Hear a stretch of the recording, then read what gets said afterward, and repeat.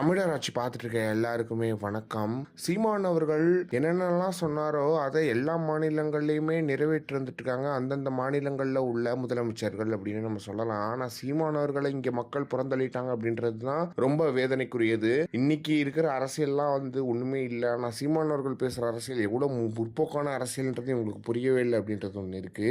இந்த நிலையில என்ன அப்படின்னு பார்த்தீங்கன்னா, காக்கிநாடா மாவட்டத்தில் உள்ள சாமவரம் கிராமத்திற்கு சென்று முதலமைச்சர் சந்திரபாபு நாயுடு கல் இறக்கும் தொழிலாளிகளுக்கு ஓய்வூதிய தொகையை நேரில் வழங்கிய போது பனை மரத்தில் ஏறி பாரம்பரிய முறைப்படி இறக்கப்பட்ட கல்லை பருகினார் அப்படின்றது தான் செய்தியா இருக்கு. ஆனா இங்க என்னடான்னா கல் இறக்குறவங்களுக்கு மரியாதையே கிடையாது, கல் இறக்குறவங்க தப்பானவங்கன்னு சொல்லிட்டு வந்துட்டு இருக்காங்க.